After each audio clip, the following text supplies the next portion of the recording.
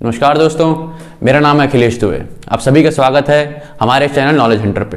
दोस्तों, एक इंटरेस्टिंग सवाल आपसे पूछना चाहूँगा मैं। क्या आपने कभी सोचा है कि जितने भी सुप्रीम कोर्ट के जजेस हैं, ये लोग जब जजमेंट देते हैं तो इनको कोई क्वेश्चन कर सकता है क्या ये कोई ये बोल सकता है कि नहीं, आप जो जजमेंट दे रहे हो वो बायस्ड है, आप किसी के प्रभाव में आकर के जजमेंट दे रहे हो? क्या ऐसे कॉजेज होते हैं या क्या ऐसे फैक्ट्स हैं जिनके बेसिस पर एक सुप्रीम कोर्ट के जज को हटाया जा सकता है? क्या आपने कभी सोचा कि क्या सुप्रीम कोर्ट के जज के थ्रू मुंह से निकली हुई हर बात पत्थर की लकीरी है? क्या उसे उस चीज के लिए अगर वो गलत जजमेंट देता है, कानून से हट करके जजमेंट देता है, तो क्या उसको सजा नहीं हो सकती? उसके ऊपर कोई है कि नहीं है? कोई इसको ओवरलुक कर सकता है कि नहीं कर सकता? ये सब आप जानना चाहेंगे कि नहीं जानना चाहेंगे? मेरे हिसाब से आपके दिमाग में कभी ना कभी सवाल जरूर आया होगा कि सुप्रीम कोर्ट के जज ठीक है, आप उनको न्यायालय मानते हो, आप उनकी रिस्पेक्ट करते हो, जो भी है, बट क्या वो गलत नहीं हो सकते? आफ्टर ऑल वो भी ह्यूमन है, उनके अंदर भी वो ग्रीड है, उनके अंदर भी वो सारी चीजें हैं जो आपके और हमारे अंदर हैं, तो उनके अंदर भी कुछ ना कुछ करप्ट माइंडसेट आ सकता है। तो क्या ऐसा कोई कॉज है, क्या ऐसा कोई बेस है जिसके थ्रू उनको हटाया जा सकता है? अगर है तो उसका क्या प्रोसेस है? क्या प्रोसेस है जो आपको आज तक नहीं पता है? अगर नहीं पता है तो माय फ्रेंड, ये वीडियो आपके लिए है और इसे देखना ना भूलिएगा, ये एंड तक देखिएगा। एंड तक देखेंगे ना तो आपको पूरा प्रोसेस मैं समझाऊंगा बहुत डिटेल में कि किस तरीके से एक सुप्रीम कोर्ट के जज को पहले उसकी इंक्वायरी बिठाई जाती है, किस तरीके से पूछताछ होती है, किस तरीके से उस केस में तह में जाकर के पार्लियामेंट में उनका रेजोल्यूशन पास होता है, किस तरीके से प्रेसिडेंट उनको हटाता है। ये सारे आंसर्स जो हैं इस वीडियो में आपको मिलने वाले हैं, तो बने रहिएगा इस वीडियो के अंत तक, स्किप नहीं करना है इस वीडियो को, ज़्यादा लंबी वीडियो होगी नहीं है। तो दोस्तों, मैं शुरू करूंगा पहली चीज से कि सुप्रीम कोर्ट के जज को किन किन बेस पर हटाया जा सकता है, यानी कि किन किन आधारों पर आप उनको हटा सकते हैं। तो देखिए, दो बिहेवियर पे, पहला क्या है कि वो मिसबिहेवियर के थ्रू आए और दूसरा क्या है वो इनकैपेसिटी के थ्रू आए। मतलब क्या कि अगर कोई सुप्रीम कोर्ट का जज है जो कि मिसबिहेव कर रहा है सुप्रीम कोर्ट के अंदर, मिसबिहेव का मतलब है कि कानून जिस तरीके से प्रिस्क्राइब कर रहा है कि आपको इस तरीके से इस टाइप के एविडेंस आने पर इस टाइप के लॉस के थ्रू आगे चलना है, एक जो प्रोटोकॉल है जो हर जज फॉलो करता है किसी भी केस को लेकर के, अगर उससे हट करके वो किसी और तरीके का बिहेवियर शो करते हैं जो कि बायस्ड है इन आइज ऑफ पार्लियामेंट या फिर इन eyes of any member of parliament, तो पार्लियामेंट उसके खिलाफ आवाज उठा सकती है by passing a removal motion against the supreme court जज। समझ रहे हैं? तो क्या होगा यहां पर, अगर मान लीजिए कि मिसबिहेवियर किया किसी जज ने कानून से हट करके, और दूसरी चीज क्या है कि इनकैपेसिटी हो। इनकैपेसिटी मतलब कि वो असमर्थ हो अपनी ड्यूटीज को निभा पाने में। मतलब कि एक जज ऐसा है मान लीजिए जो कि हेल्दी नहीं है, या फिर एक जज ऐसा है जो ज्यादा अच्छी तरीके से जैसे पहले जजमेंट दे पाता था, जिस तरीके से पहले काम कर पाता था, उसकी एफिशिएंसी बहुत ज्यादा गिर चुकी है, जिसकी वजह से कार्य प्रणाली बहुत धीमा हो गया है, या वो जज अब पूरी तरीके से समर्थ नहीं है कि वो जज में कोर्ट में बैठ करके अपना न्याय दे सके।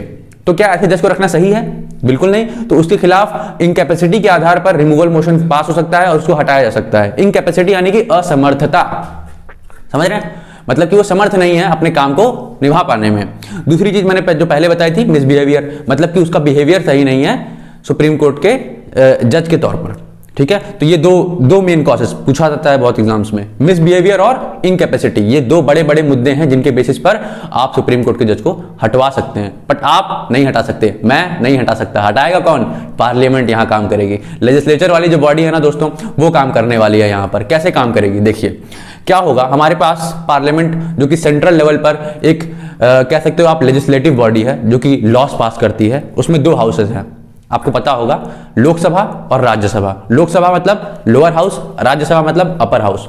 राज्यसभा में 250 मेंबर होते हैं और लोकसभा में 552 यानी कि 552 मेंबर की सीट होती है। ठीक है ना, 552 लोकसभा में, 250 राज्यसभा में। तो होगा क्या ना दोस्तों, अगर मान लीजिए किसी मेंबर ऑफ पार्लियामेंट ने, चाहे वो राज्यसभा का हो चाहे वो लोकसभा का हो, अगर उसने ये कहा कि मुझे इस जज का ये निर्णय सही नहीं लगा या मैं इस जज को हटवाने के लिए एक मोशन पास करवाना चाहूंगा पार्लियामेंट में, तो वो क्या कर सकता है, वो उस मोशन को पास करने के लिए प्रपोजल दे सकता है। किसको प्रपोजल देगा दोस्तों? वो देगा, अगर राज्यसभा का मेंबर है तो वो चेयरमैन को प्रपोजल देगा जो कि वहां का प्रिसाइडिंग ऑफिसर है, जो कि वहां का प्रवक्ता है। ठीक है, अगर वो लोकसभा का मेंबर है तो वो स्पीकर को प्रपोजल देगा कि मुझे इस जज को हटाना है, मेंबर ऑफ पार्लियामेंट, चाहे वो राज्यसभा का हो चाहे लोकसभा का हो। अगर स्पीकर को लगा कि इनका बात जायज है, अगर स्पीकर को लगा इनका बात जायज है, तो वो उस प्रपोजल को एक्सेप्ट भी कर सकता है और रिजेक्ट भी कर सकता है। अब ये डिपेंड किस बात पे करेगा कि वो उसे एक्सेप्ट करेगा कि रिजेक्ट करेगा। डिपेंड इस बात पे करेगा दोस्तों कि अगर मान लीजिए वो मेंबर लोकसभा का है तो उसको 100 मेंबर्स का सपोर्ट चाहिए अपने मोशन के फेवर में कि वो उस बिल को या फिर उस मोशन को या फिर उस रेजोल्यूशन को रिमूवल वाले किसको पेश कर सके, स्पीकर को। अगर वो मेंबर राज्यसभा का है तो उसको उसी हाउस के 50 मेंबर का सपोर्ट लगेगा कि वो किसको दे सके, वो रेजोल्यूशन को, चेयरमैन को। तो 50 मेंबर का सपोर्ट चाहिए राज्यसभा में, 100 मेंबर का सपोर्ट चाहिए लोकसभा में। तो अगर मान लीजिए किसी ने राज्यसभा वाले ने किया कि भैया हमको हटाना है और चेयरमैन को दिया कि रिजोल्यूशन है, हमारे पास 50 मेंबर का सपोर्ट है, 50 मेंबर ने साइन किया है हमको, ठीक है, तो आपने उसको दिया। अब चेयरमैन के ऊपर है कि इस प्रपोजल को एक्सेप्ट करे कि ना करे। वो उसके पास कोई वो नहीं है बताने की वजह कि मैं क्यों एक्सेप्ट कर रहा हूं या नहीं कर रहा हूं। वो चाहे तो एक्सेप्ट करे, चाहे तो ना करे। चेयरमैन का पास इतना पावर है। सिमिलरली लोकसभा के केस में स्पीकर के पास भी ऐसा ही पावर है। तो होगा क्या दोस्तों, अगर मान लीजिए उसने रिजेक्ट नहीं किया उस प्रपोजल को और एक्सेप्ट कर लिया, तो एक्सेप्ट करने के बाद क्या होगा, एक्सेप्ट करने के बाद जो प्रिसाइडिंग ऑफिसर होता है ना दोनों ही हाउसेस का पार्लियामेंट के, अगर लोकसभा के केस में तो स्पीकर और चेयरमैन हो गया किसी केस में, राज्यसभा के केस में, तो वो क्या करेगा, वो एक पैनल बनाएगा, वो एक कमेटी बनाएगा। उस कमेटी में 3 लोग होंगे दोस्तों। 3 लोग कौन कौन होंगे? पहला इंसान जो होगा वो होगा चीफ जस्टिस ऑफ इंडिया। कौन होगा? Chief justice of India. अगर चीफ जस्टिस ऑफ इंडिया किसी काम में व्यस्त हैं या वो मौजूद नहीं हो सकते उस कमेटी के अंदर, तो क्या होगा, सुप्रीम कोर्ट का कोई एक जज चीफ जस्टिस ऑफ इंडिया की जगह पर भी कमेटी में काम कर सकता है। समझ रहे हो? मतलब कि either chief justice of India और सुप्रीम कोर्ट का जज, ये पहला इंसान होगा। दूसरा इंसान कौन आता है? दूसरा इंसान जो होगा कमेटी में वो होगा chief justice of a high court. High court का चीफ जस्टिस। अब देखिए यहां पर दूसरा कोई ऑप्शन नहीं है, हाई कोर्ट का चीफ जस्टिस लगेगा ही लगेगा। कोई ऐसा नहीं होगा कि किसी जज को उठा के ला दिए हाई कोर्ट के, नहीं, chief justice of high court ही लगेगा। तीसरा मेंबर कौन होगा? तीसरा मेंबर होगा इसमें डिस्टिंग्विश्ड जूरिस्ट। डिस्टिंग्विश्ड जूरिस्ट मतलब कि एक ऐसा इंसान जिसको वो प्रिसाइडिंग ऑफिसर, चाहे वो चेयरमैन हो चाहे स्पीकर हो, देख के बोल सके कि इस इंसान को जुडिशरी सिस्टम ऑफ इंडिया के बारे में काफी अच्छी नॉलेज है और मैं इसको एक अच्छा जूरिस्ट समझता हूं, एक अच्छा न्यायाधीश समझता हूं, तो इसको भी मैं अपने उस कमेटी में शामिल करना चाहूंगा। ठीक है, तो देखिए एक रिप्रेजेंटेटिव है सुप्रीम कोर्ट का, एक रिप्रेजेंटेटिव है हाई कोर्ट का और एक कौन है? Distinguished jurist in the eyes of the presiding officer. ठीक है, जब ये कमेटी बन गई और इस कमेटी ने अगर इन्वेस्टिगेशन की, इंक्वायरी की और इस इंक्वायरी में ये निकला कि हाँ भाई ये जो सुप्रीम कोर्ट का जज है वो इनकैपेबल है, यानी कि ये इनकैपेसिटी का शिकार है, असमर्थता का शिकार है, ये अपनी ड्यूटीज को फॉलो ऑन नहीं कर पा रहा है, दे नहीं पा रहा है अपनी सर्विस को ढंग से। दूसरी चीज, या फिर हो सकता है वो मिसबिहेवियर किया हो कभी उसने न्याय जुडिशरी सिस्टम में, तो अगर इन दोनों ही चीजों से अगर उसने पाया कमेटी ने कि हाँ ऐसा चीज हुआ है, ठीक है, सही में हुआ है, और उन्होंने बोल दिया कि हाँ मिसबिहेवियर किया है या इनकैपेसिटी की है, और जब बोलने के बाद फिर क्या होगा, फिर एक रेजोल्यूशन पास होगा, फिर एक रेजोल्यूशन पास होगा इम्पीचमेंट का या फिर यूं बोलिए कि रिमूवल का अगेंस्ट दैट सुप्रीम कोर्ट जज। और उसमें क्या होगा दोस्तों, स्पेशल मेजोरिटी लगेगी लोकसभा में भी, स्पेशल मेजोरिटी लगेगी राज्यसभा में भी। अगर दोनों ही हाउसेस से स्पेशल मेजोरिटी के थ्रू वो रेजोल्यूशन पास हो गया तो प्रेसिडेंट के पास एक एश्योरमेंट जाती है या फिर यूं कहे कि एक आश्वासन जाता है कि आप उस सुप्रीम कोर्ट के जज के खिलाफ एक रिमूवल ऑर्डर इशू कर रहे हैं। प्रेसिडेंट उस मामले में कुछ नहीं कर सकता क्योंकि प्रेसिडेंट को सुननी पड़ेगी वो बात, he is obliged to serve the parliament. तो होगा क्या यहाँ पर दोस्तों कि प्रेसिडेंट जो है वो क्या करेगा, एक ऑर्डर पास करेगा, किसके लिए? उस सुप्रीम कोर्ट जज के लिए, क्योंकि पार्लियामेंट ने पहले ही एड्रेस कर दिया है कि आप उसको हटाइए। अब कैसे एड्रेस किया? लोकसभा में स्पेशल मेजोरिटी से पास हुआ, राज्यसभा में भी किससे पास हुआ? स्पेशल मेजोरिटी से। अब दोनों ही जगह से स्पेशल मेजोरिटी से पास हो गया तो क्या होगा, ऑर्डर रिमूव हो गया, ऑर्डर इशू होगा किसके लिए? Removal of that supreme court जज। और एक बार सुप्रीम कोर्ट जज ने को रिमूव कर दिया गया तो उस पैनल से सुप्रीम कोर्ट जज के वो सुप्रीम कोर्ट जज गायब हो जाएगा, मतलब कि he has been removed completely. अब कुछ लोग बोलेंगे क्या ऐसा कभी हुआ है इतिहास में? तो देखिए होने तो जा रहा था, बहुत बार हुआ है, इनिशिएट भी किया गया है, बट कुछ ना कुछ कारणों की वजह से, चाहे सपोर्ट नहीं मिला पार्टी का या किसी ने स्पेशल मेजोरिटी से पास नहीं होने दिया लोकसभा में, बहुत ऐसे कारण हुए। एक बार मैं एक आपको इंस्टेंस बताना चाहूंगा जिसमें इनिशिएट तो हो गया था लेकिन उसको हटाया नहीं गया।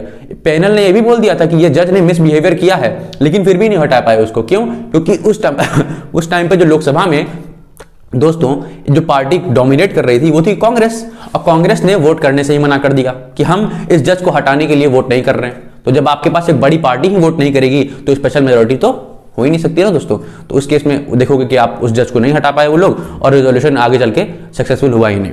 तो ये एक सुप्रीम कोर्ट की चीज है। और आप सोच सकते हो कि कितना ज्यादा मुश्किल है सुप्रीम कोर्ट जज को हटाना। पहले आपको चाहिए भाई 50 लोगों का सपोर्ट या 100 लोगों का सपोर्ट, उसके बाद जाएगी स्पीकर के पास बात या चेयरमैन के पास बात, उसने सोचा कि एक्सेप्ट करना है तो करो, ना करना है तो ना करो, एक्सेप्ट किया तो उसके बाद भी पैनल आएगी 3 लोगों की, वो पैनल डिसाइड करेगी। और पैनल ने भी डिसाइड कर लिया कि हुआ है तो नहीं हुआ है, तो उसके बाद फिर जो है लोकसभा का स्पेशल मेजोरिटी चाहिए, राज्यसभा का भी स्पेशल मेजोरिटी चाहिए। अब सोचिए लोकसभा कितनी अल्टीमेटली कितनी पार्टीज में बटी हुई है, तो सबको इंटरेस्ट में भी होना चाहिए कि हाँ इसको हटाना है।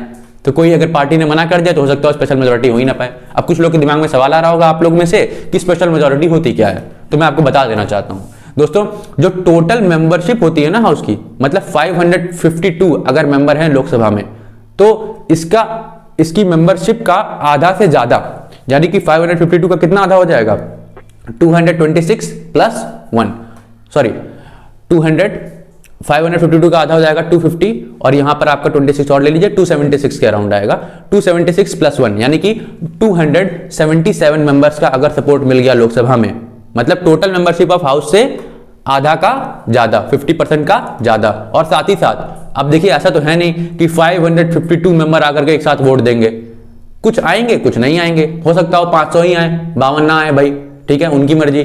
तो 500 आएंगे तो उसमें से क्या देखा जाएगा कि उन 500 में से 2/3 लोगों ने वोट किया है कि नहीं रिमूवल के लिए। अगर 500 लोगों में से 500 लोगों की स्ट्रेंथ में से 2/3 लोगों ने वोट किया और टोटल मेंबरशिप ऑफ हाउस यानी कि 276 से भी ज्यादा हो गया, देखिए दोनों कंडीशन होनी चाहिए, 276 से भी ज्यादा वोट होना चाहिए और जितने लोग आए हैं उनकी स्ट्रेंथ का 2/3 लोग वोट करना चाहिए रिमूवल के लिए। तो समझ रहे हैं ना कितना कॉम्प्लिकेशन है, जो आए हैं उनका भी 2/3 से ज्यादा हो और जो टोटल मेंबरशिप हो उसका आधा से भी ज्यादा हो। तो ये बहुत तगड़ा मेजोरिटी चाहिए यहाँ पे, लोकसभा में भी इसी तरीके की मेजोरिटी चाहिए और राज्यसभा में भी। जब ऐसा केस होगा तो क्या होगा, तो समझ रहे हैं कि कितना मुश्किल तरीका है सुप्रीम कोर्ट को हटाने का। तो ये एक बहुत ही टफ तरीका है, इसलिए कोई हटाया नहीं गया आज तक, कोई नहीं हटा पाया उसको, सुप्रीम कोर्ट को जज को। और इनकी अलग ही इंडिपेंडेंस होती है, इंडिपेंडेंस में अलग एक वीडियो लेके आऊंगा, अगर आप इंटरेस्टेड है तो मुझे कमेंट बॉक्स में बताइएगा। मैं ये भी बताऊंगा किस तरीके से सुप्रीम कोर्ट का जज का अलग रौला होता है, इनको हटा पाना क्यों इतना मुश्किल है और क्यों ये इंडिपेंडेंटली फंक्शन कर पाते हैं, लेजिस्लेचर से हटके, एग्जीक्यूटिव से हटके, विदाउट एनी इन्फ्लुएंस। बने रहिए हमारे साथ नॉलेज हंटर, और अगली वीडियो आप जो बताएंगे कमेंट बॉक्स में उसी पे होगी दोस्तों। Thank you.